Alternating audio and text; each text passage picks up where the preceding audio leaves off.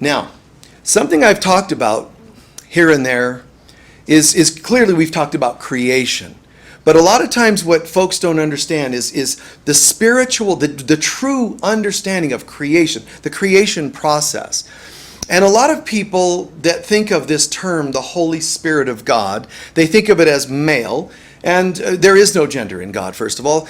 You know, we use the Trinity of God. To understand creation, you have to understand the Trinity of God. But the Trinity of God, they're just metaphors. They're just symbols for us to wrap our mind around. There's not a mommy God, a daddy God, and then they had a child, you know. They're just metaphors. But I love that we're getting so used to here in what I'm, how I teach, so used to the idea of the Holy Spirit as a term being used. You go in metaphysical groups and they're not into that. You go to, drum circles and you mention the Holy Spirit. You go into shamanic whatever and mention the Holy Spirit. A lot of people don't dig the term. But the Holy Spirit just means the holy, sacred Spirit of God. That can't be so bad. But the Holy Spirit is actually the female aspect of God, if you use the metaphor of female. So it's the Divine Mother. So I love that people are getting more and more used to, where at first I had to be a little cautious using Holy Spirit. Even using God, some people got a little tripped out about that. No longer are they here. But they got a little, we didn't do anything to them. They just gravitated to non-God, something or other that they liked. But the concept of God, bringing God back into things. And yet, that's what also fills this room the way it does, consistently for 8 years now, is that, people were like, we want to get back to God. Very important stuff.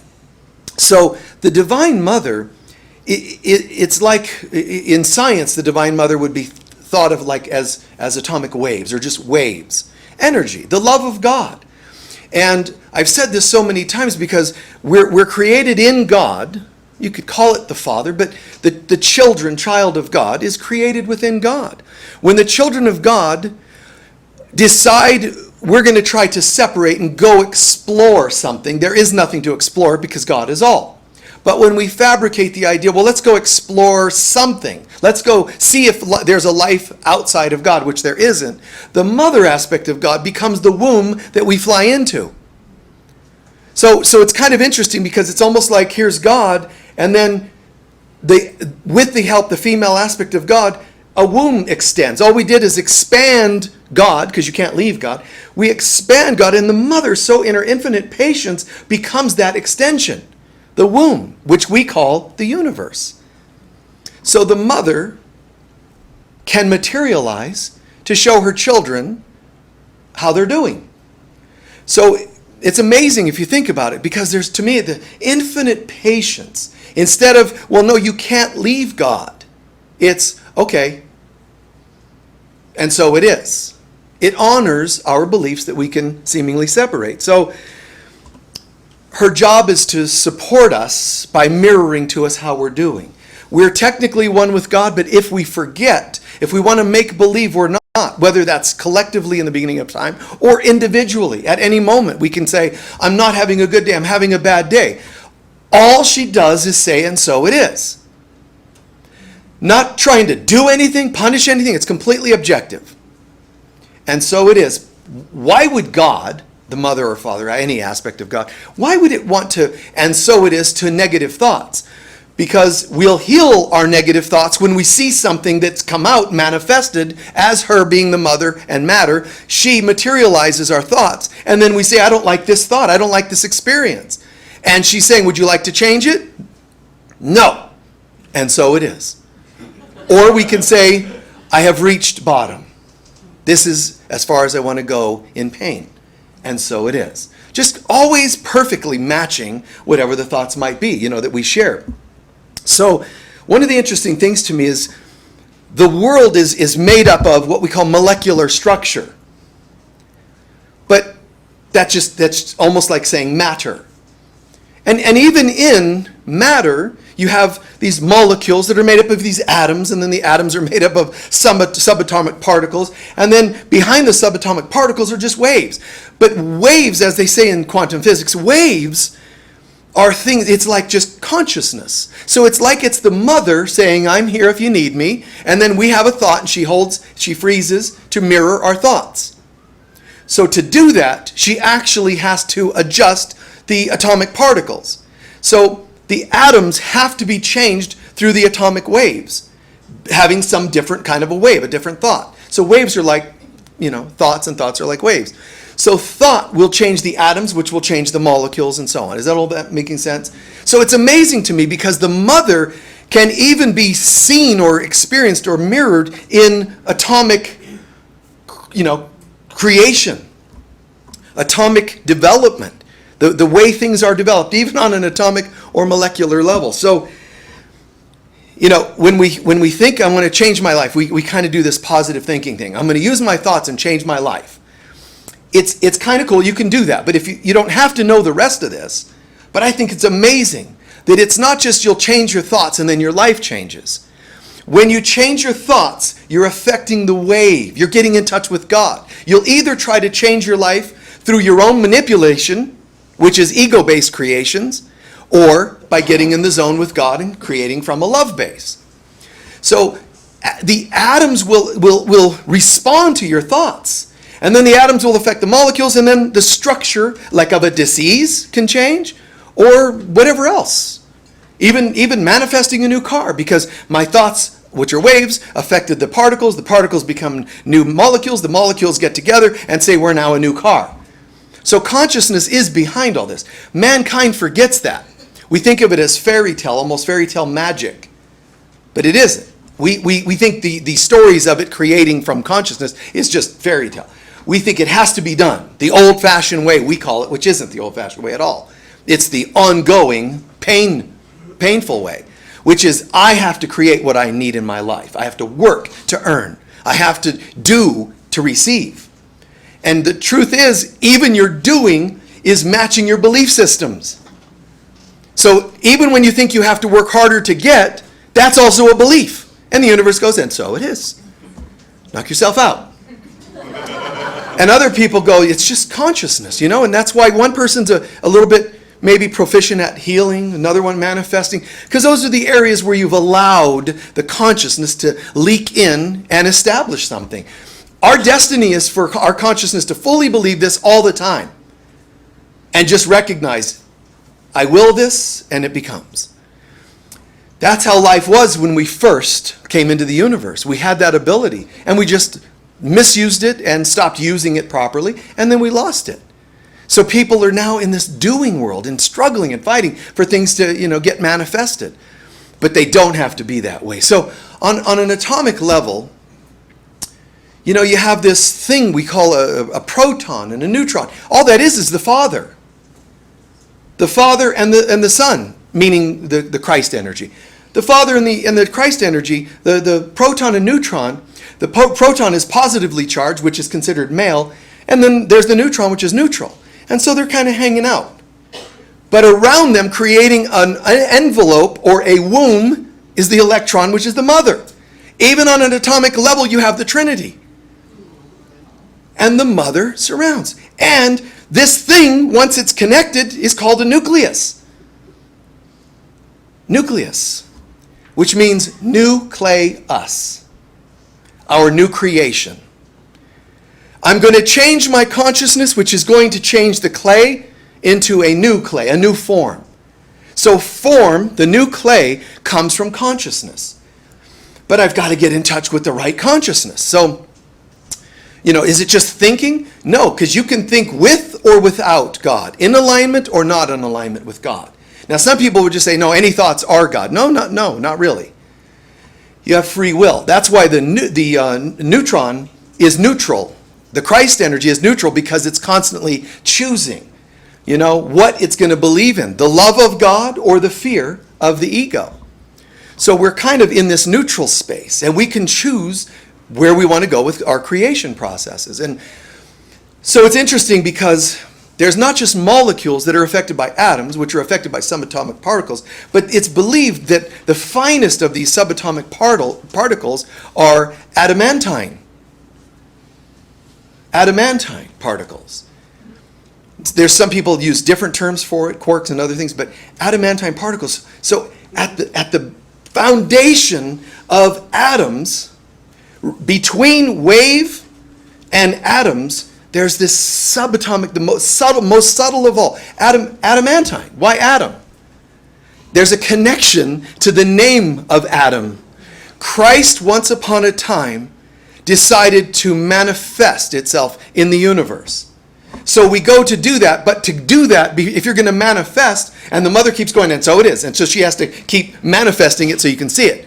So we say, I'm going to manifest into the universe, and then when we do that, we have to create atoms in the universe so that Adam can manifest. So Christ creates atoms, and then atoms manifest Adam, which is us, the first male-female. So it's interesting if you think about it, because all this connection to all things in the universe, but that when that first happens, to go from wave to atom, there's something called subatomic particles, which the most finest being adamantine. Why adamantine? What's so interesting about that is because it comes from the word adamant. But that's a mistranslation. What it comes from is the word law, because laws are adamant. So an adamantine particle is not named because of the word adamant. That's a mistranslation in science. It comes from, like Adam's law, the law of Adam, the law of the Christ creating. So adamantine particles, they certainly don't know a lot about these, but they'll figure it out eventually. Maybe they should watch this. But, adamantine particles, they say, particles will be affected by thought. They know that much. But the adamantine particles won't respond to just any thought. They'll only respond to love. Okay, so then, that's why we'll say, at the foundation of atoms, subatomic particles exist. Some are adamantine and some are not. The ones that are adamantine are inspired by love, and the others not necessarily, which explains why some things we can create from our ego, fearful self. But if you want to create from God, create from love, then the universe, the wave, you're in touch with the wave. You're connected to the wave. And underneath all creation, potentially, is the love of God.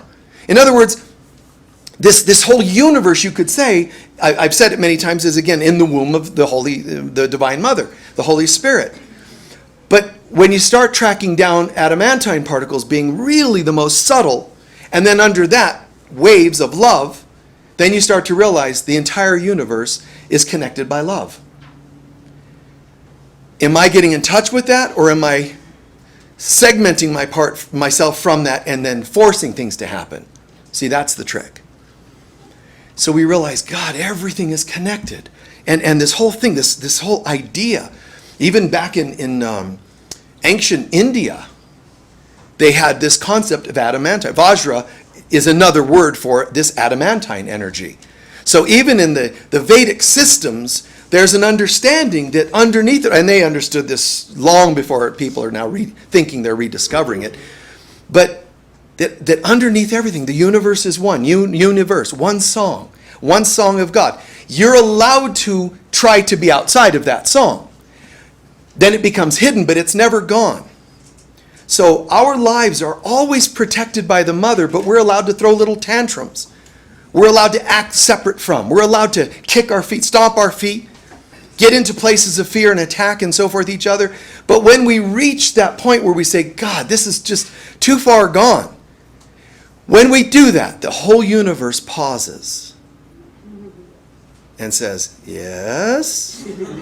Waiting to see, are you committed or are you just saying that? I can't take it anymore. Gosh dang it, man. I'm done with the world as it is. I want to have a different life.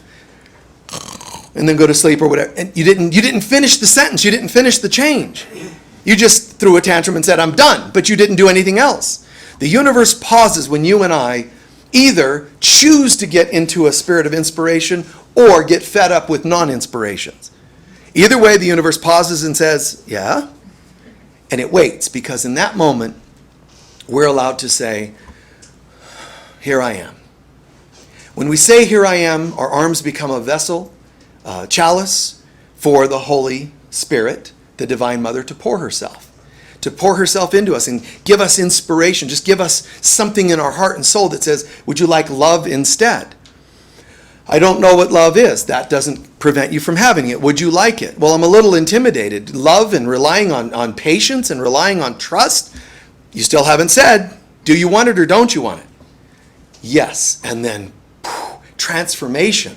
Transformation on the level of consciousness, deep, deep consciousness, which then gets me in touch with the wave of consciousness throughout the universe. And then that starts to activate, or they call it inspire.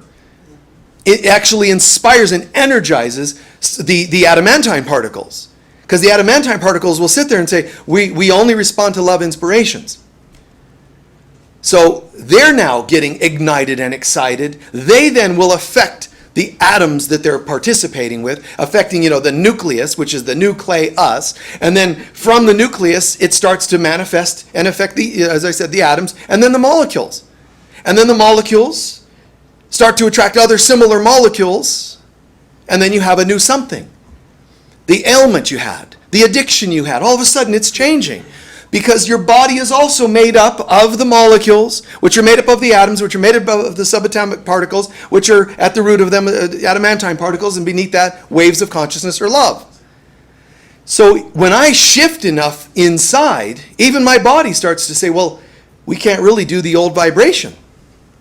It's not working anymore. This food you're suddenly not attracted to because it's not resonant with this new thing that's happening. But then you might be drawn to certain things. Walks, going for walks, you don't know why, but it must be this or that. It must be friends, all my friends go for walks. Don't assume you name it, label it, blame it on anything outside. When you see changes for the better, start with giving thanks in here because something in you decided something else was no longer working and you're ready for something new. Never fail to give thanks when you see yourself or other people deciding to make a change. It's called choose again. That moment of choice to say, I'll choose the love energy in the universe instead of the fear, that single moment of choice is the strongest power we have within ourselves, shy of divinity itself. As Christed beings, as beings, the strongest gift we have is choice. But the irony is people think that means, so I get to choose between good and evil, right and wrong, being mean today. No. The truth is, we think choice is between two or more things, because that's logical. You look it up in a dictionary, encyclopedia, you're going to find it's about choosing between things. The only time we're actually exercising choice is when we choose love, because love is all there is. So you're actually only ever capable of choosing one thing, which sounds like, well, where's free will? Your will is never free unless you're choosing love. It's bound, it's captive, it's hostage, and not free. So you're either choosing free will, which is only going to be on love, or you're not choosing free will, which means you're dreaming, make-believing, nightmaring yourself into something painful. Fortunately, those painful things aren't real because underneath them, technically you could say underneath them, they're not accessing the adamantine particles, which is the atom-accessed particles, the Christ particle. And it's not accessing the wave of love. It's coming from fear, so it's almost fabricated. So the ego, our ego, is capable of using pseudo-mind power to manifest, to quicken atoms to do something to molecules, which then manifest as things, and we go, look at me. Either I'm creating negative things, or I'm a new ager who says my mind can create anything, and I'm creating cool stuff, but it's still not coming from love, even when we think it is. How do we know? If you don't center into God, you're probably not creating with God. If you don't center into love, you're probably not creating from love. Unfortunately, in this universe, things are set in our controls inside settings. We're set to, the automatic default program is fear-based, not love-based. To get back to love-based, we have to choose consistently. Easiest way to do that effectively and efficiently is to start every day with it. Start every day on the right side of the bed. Get up on the right side of the bed. or I say get up on the right side of your head. Get up with prayerfulness. Get up with connecting on some level. That is the thing that could most consistently, effectively, efficiently lock and load that you're coming from spirit. But you can't just assume, well, anytime I'm dealing with my partner, it must be coming from love because we're in a partnership. No. Anytime you're dealing with, oh, not with my children, it has to come from love. No.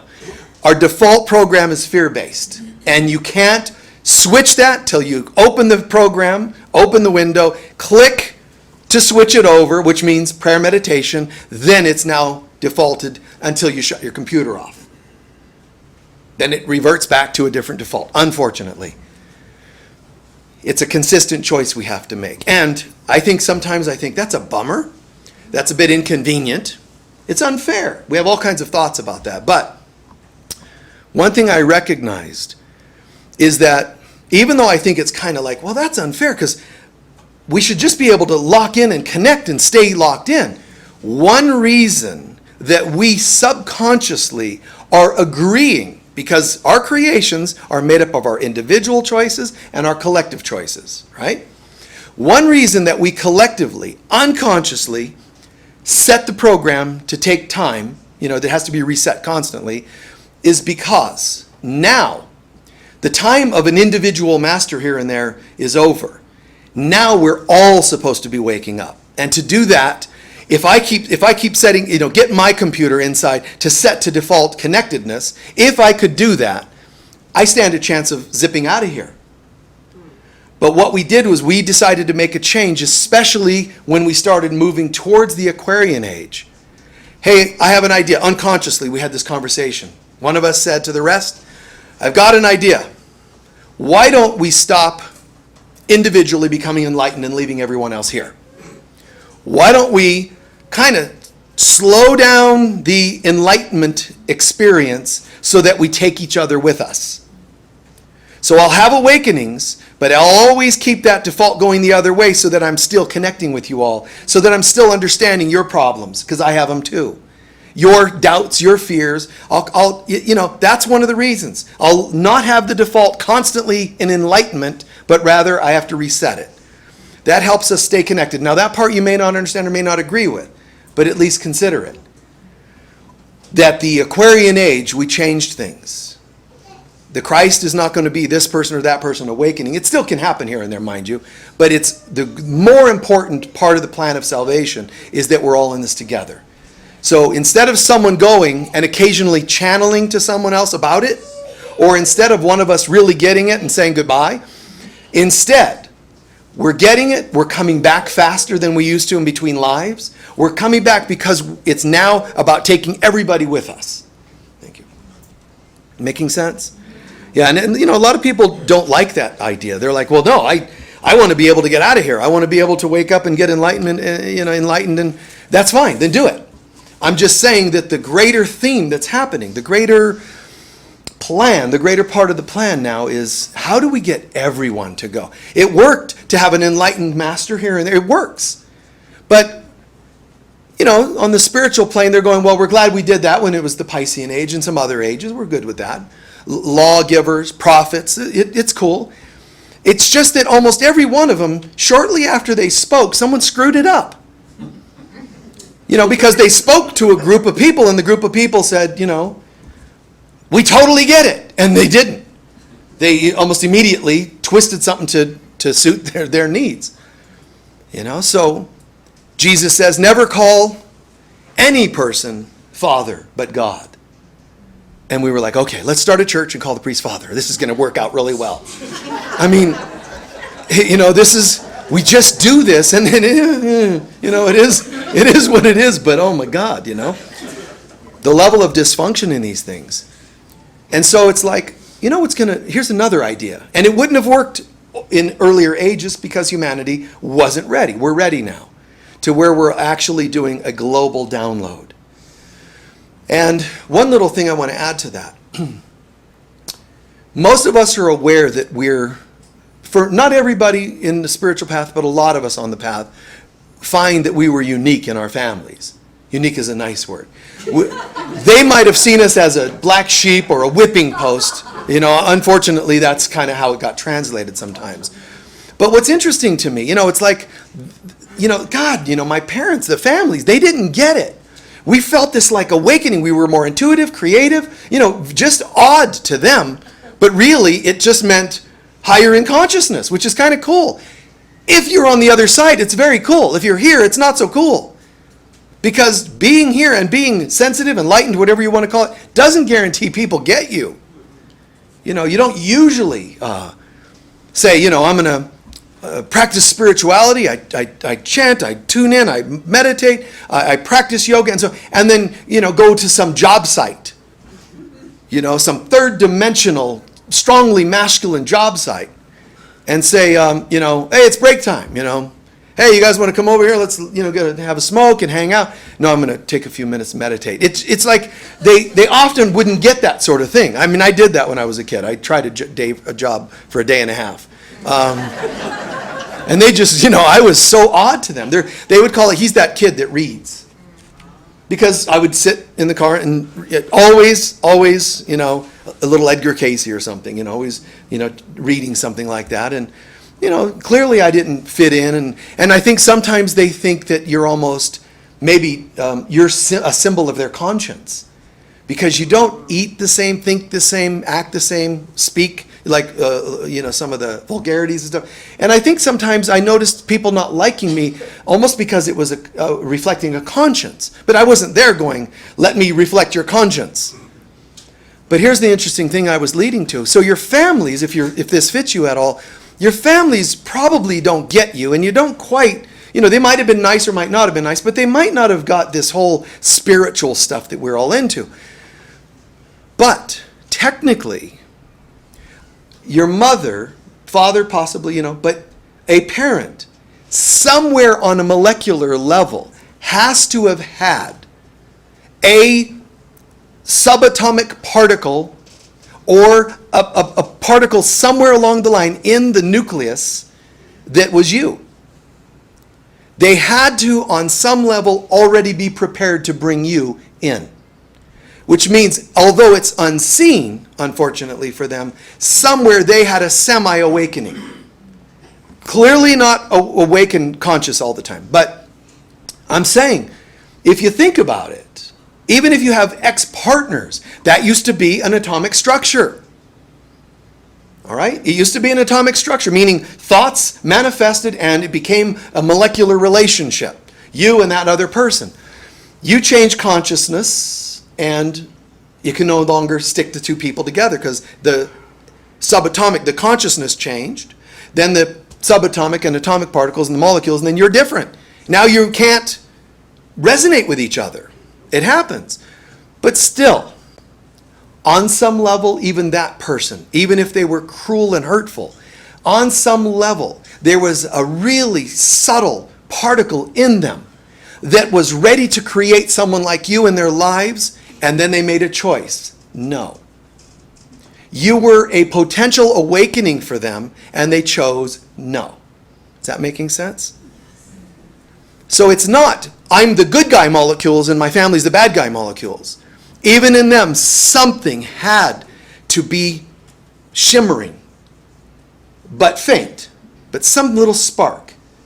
So thank you to any of those people in our lives in the past, because on some level they held that spark. Sadly, they just chose not to go with it. But they're also not just having that spark, they're also having lots of clouds trying to snuff out that spark, and that's the old school. The old school, new school thing, whether that's traditional medicine, allopathic medicine versus holistic, old school, new school. And the old school fights to stay alive, even though it's already dead. It was never even alive. The old school is about death. It's about fear, therefore it's about death. But it's got to fight harder to stay alive when it starts to sense it's coming to an end. Just like the body. Saw someone just this week, one of our occasional, attendees that's passing away soon. And they said, yes, I was just told, I guess I'm going to pass away. They had even people here talking to them and outside. Doctors told them, no, we think there's great hope. You're going to probably come through. Other people, I got this herbal concoction that's going to help you. I think this is going to help. I think that. They're trying these things, and everybody's telling them. All their friends, everybody. Doctors saying, no, you're probably going to be able to heal. I'm the only one. I said, it's not going to happen. And yesterday they said you were the only one that saw that it wasn't going to happen. Because all this atomic structure, even called disease, underneath it, it's reflecting the soul. And if the soul says, I'm using this to exit, then that's what's going to happen. It's neither good nor bad. It's just that's what they're doing. It's like saying what song they want to hear on the radio today. It's just that's where they're at. And I could tell that that's where they're at. That's where they were going to go. So the world doesn't like to always know that clearly. And the allopathic fights from the holistic. The allopathic went so far in their fight, they actually, and it's called actively tried to harm the chiropractic community. And it was, I think, in the 70s, after years of lawsuits, it was proven in federal court that they actively published materials and said things to discredit chiropractors. So your doctors that said, oh, whatever you do, don't go to a chiropractor. He's been told that by somebody. They've been trained to say that. They know nothing. Many categories of health, whether it's nutrition and anatomy, many areas, categories of health or medical school, chiropractors are more trained than physicians. You're not told that because the old school wants to keep life from happening. Anything new, anything good. That's why, another reason why some of our old families did not get us, because they don't want to. You remember to affirm, there has to have been a spark of light. I couldn't have even been in the same room with you if on some level there wasn't a particle of me in you. Which is why it's accurate for Jesus to say, or Christians to say, if you accept Jesus, you'll accept salvation. Why? Because he symbolizes that. He symbolizes awakening. It's not that he has it, you don't. He has it and you are. But we use him as an example for our own awakening. And your family members, there'll be a point when the cloud dies down enough and they go, oh my God, you understood all this stuff? I had to be dead for 30 years for the clouds to clear enough for me to see this. And now they want to channel through you, And you're supposed to, technically your job would have been to say, I don't need the apology. Now it's okay if you do. It's okay if you still, I need that apology from what they did or didn't do, what they said or didn't say. It's okay. But as we grow, there is a point where you go like, what would I need an apology for? I'm just me. I was never really contingent on them anyway, which then sounds rude. But, to be able to say, I am as I am. I'm good. I'm complete. Somebody else's apology doesn't make it so. That sounds rude to some people. But so then don't say it out loud. Just know it. It's kind of nice to be, interdependent. I just have all that I need is right here within me. And I am, when I entered the material world, universe, Christ created a universe and the mother manifested it. But Christ thought it. And then the mother became it for us. And when we did, it was made up of these particles. And they became atoms. And then we came in and used the atoms to create a body that becomes the first atom.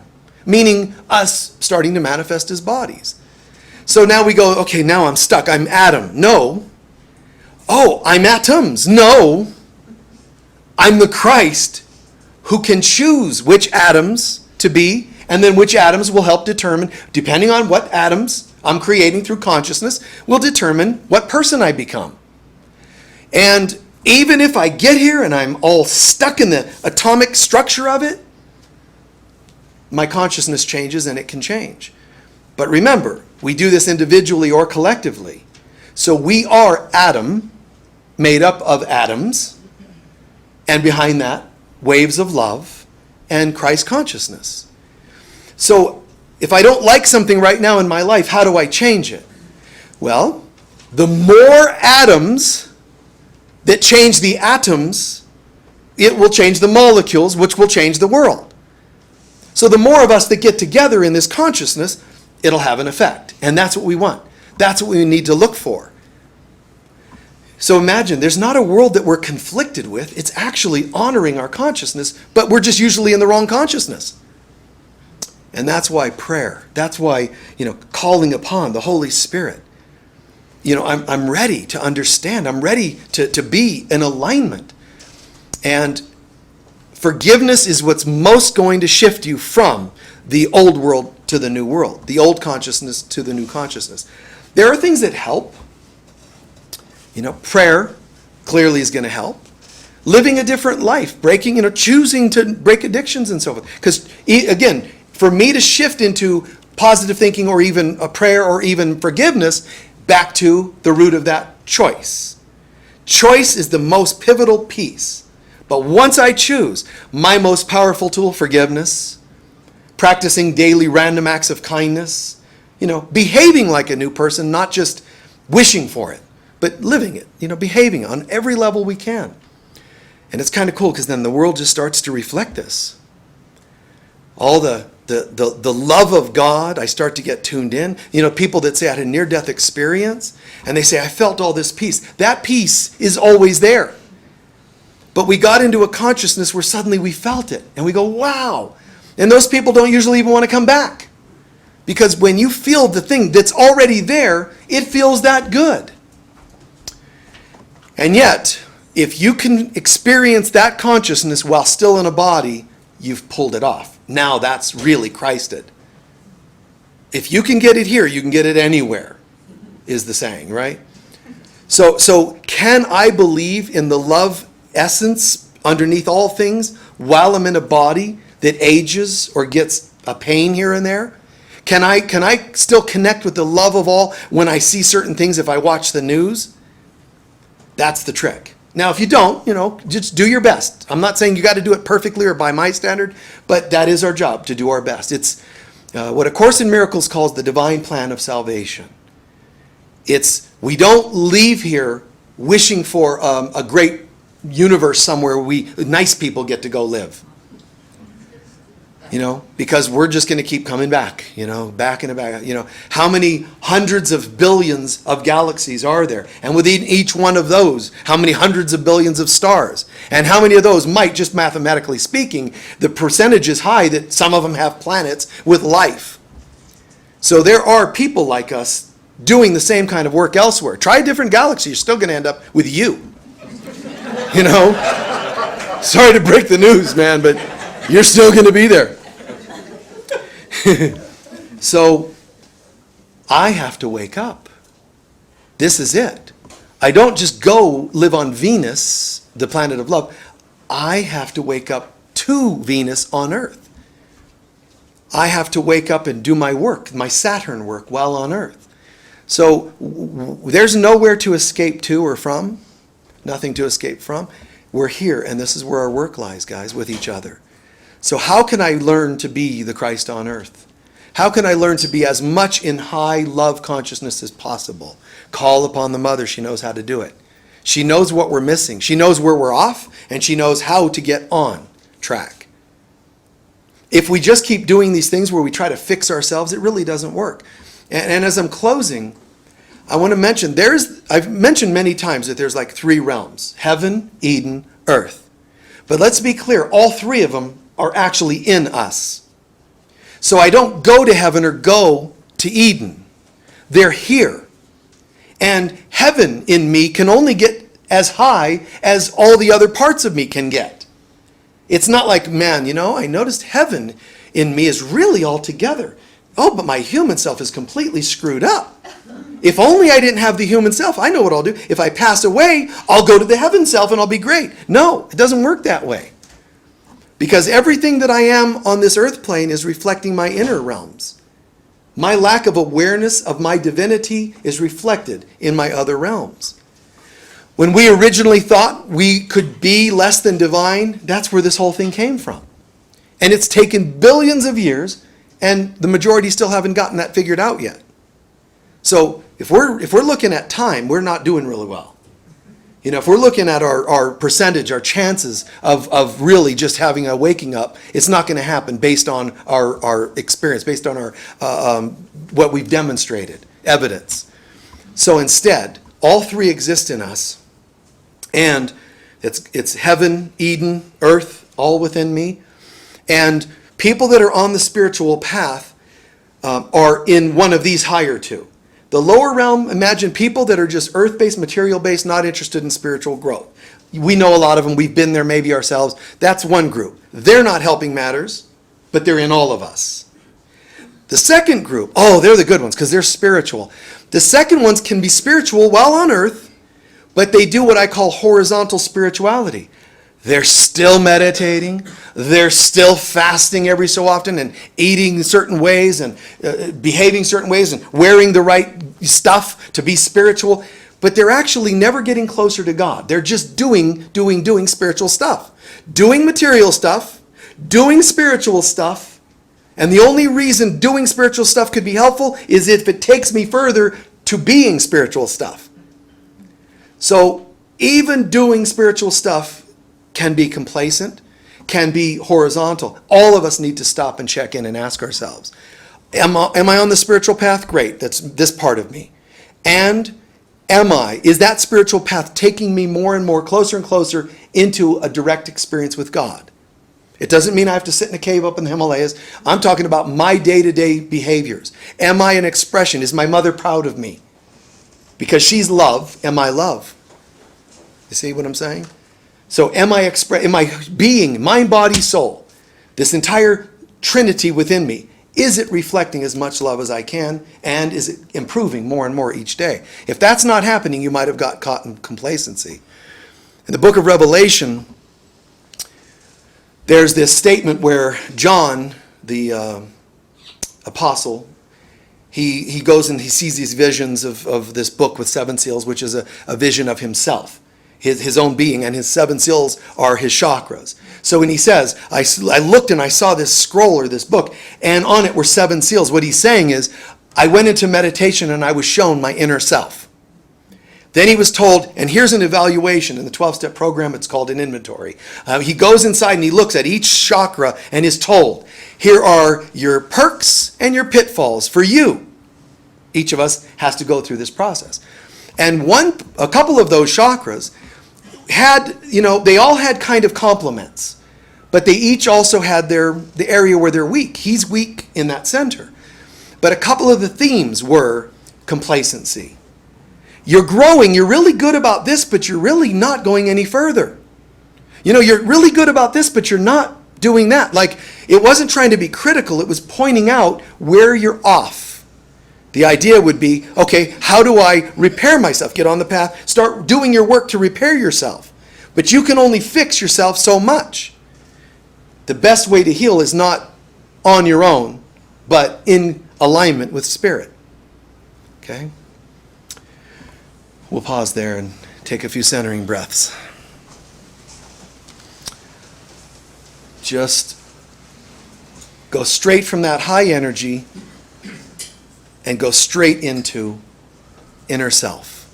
Take that zest, take that passion of talking here, and just go, use it as fuel to go deep right inside. Just rock it right into the core, into the center. All that energy taking us somewhere beautiful.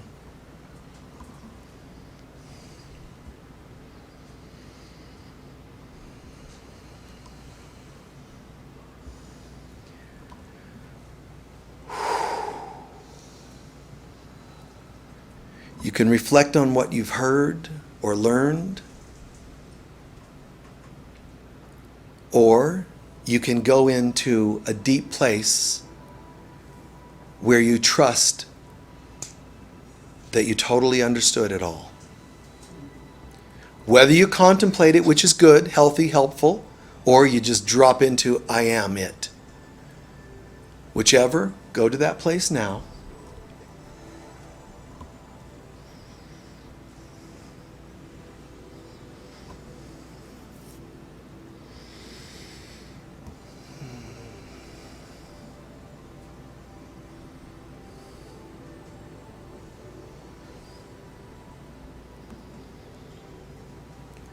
Become aware of yourself as a person. Perks, pitfalls, aches, pains, financial issues, relationship patterns, whatever it is. Look at the human self. And be honest and be aware. Be courageous to look at the limits of it, the challenges, in yourself or in others around you. The news and the struggles in the world, all of this stuff. Just see it. A person, a word, whatever form it takes, but see it.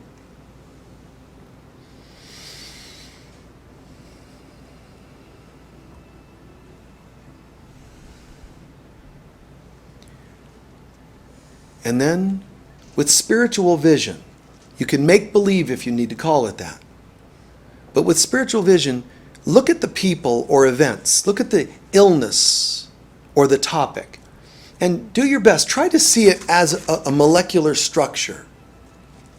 There's these little particles, molecules, making up that person, that event, that experience. Even if it's an old car that keeps breaking down, look at it. It's made up of molecules. Just try to see the little vibrating molecules.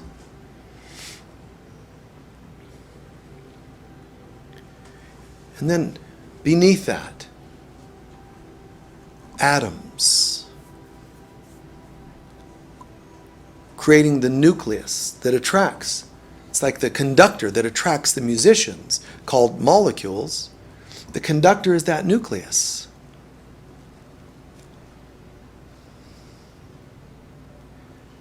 This marvelous dance of atomic particles. And beneath that, subatomic particles.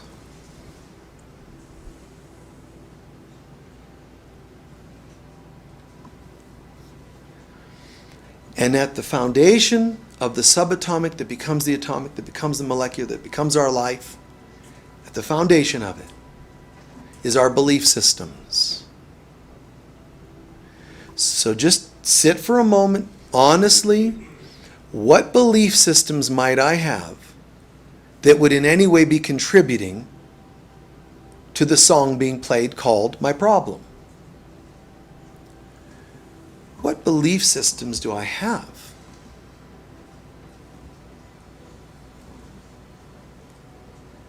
I don't know how to change it. Might be your system, your thought system. I'm tired of being the only one working on changing it. I'm scared. I'm alone, etc., etc., etc.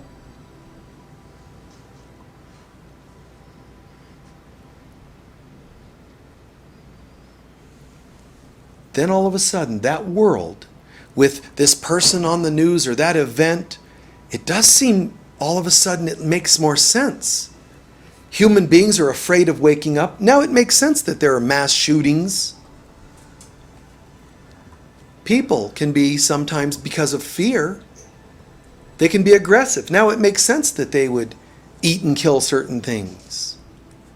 Don't become frightened of the things. They're molecular structures. Be a god, goddess, and look at them. Molecular structures. They're harmless. There's more space in the molecular structure than there is structure or solid. Far, far, far more space. Universally, it's called dark matter.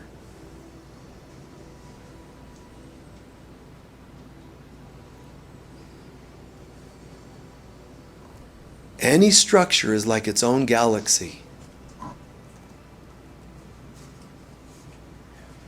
And so, how can I change the beliefs?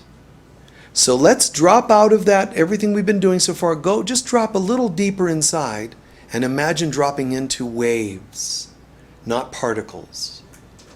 Waves. It's the place that mystics go, and they call it inner peace. Symbolism, the inner sanctum.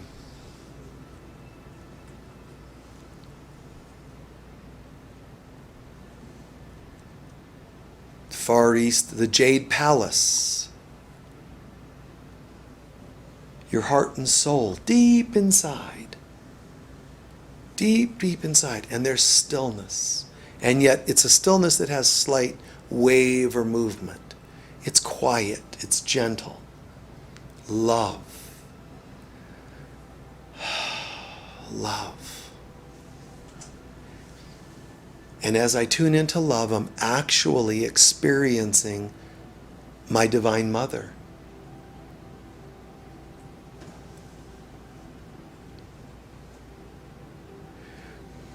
Mother, Holy Spirit of God, help me to forgive myself that I would have thought anything other than what I'm feeling right here, right now. Help me to forgive myself. Help me to recall that this has never changed, that I've never left this place, but I made believe. Help me to get over make-believing a pain world. And instead, show me and guide me every day on how to manifest this real world that is love. Feel her presence. Feel her presence. The waves around are not just around, they're within. And before we seemingly leave this presence, imagine that feeling, those waves, her presence, actually exists in your upper chakras. She is, I am.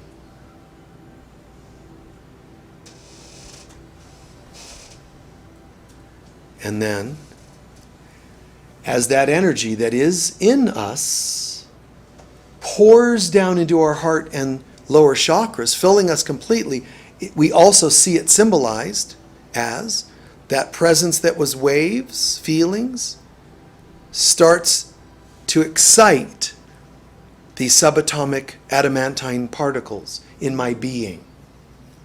It excites them. They're excited that I'm in touch with my Divine Mother.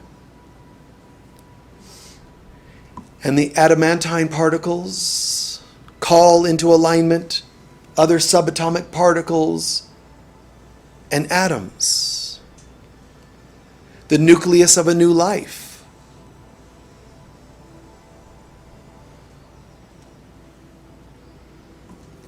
Manifesting further and further down into my body and chakras, states of consciousness, and also further and further into my world, into molecules, molecular structure that is aligned with love. I am as God created me. I will to be the Christ on earth. I see it outside. All of the atoms, molecules, they're dancing with delight to join with other molecules believed in by me that there is God. Right here and now, in all the things I see, in all the things I experience, God is. And then it manifests as what? Externally, on the most material level. Visualize now the car working well because it's in alignment with new thoughts and new nucleus and new everything, molecular structure and so on. Visualize the disease, the aches fading because they're not in alignment with the new beliefs. The new beliefs are saying, here we are, light, love. Visualize healthy relationship, partner, and communication. Visualize being in love with your body because it's a reflection. Dance with it. Friendships, prosperity, miracles manifesting not out of the blue like people think. They're materialized from consciousness. Of course they're going to happen. It's no longer even seen as a miracle, but natural. There is that health, that friendship, that car, that new job, whatever we're looking for. We just had to believe that we were made in the image of love to see loving reflections. And if it takes time or it doesn't manifest the way we want, we don't get attached to the outcome. We just keep working on the consciousness.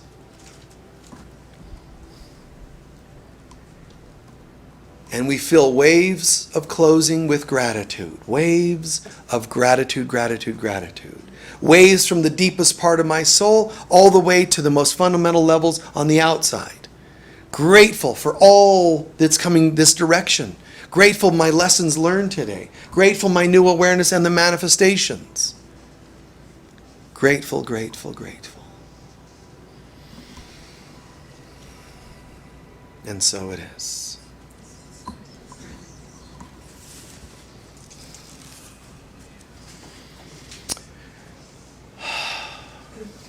Nice.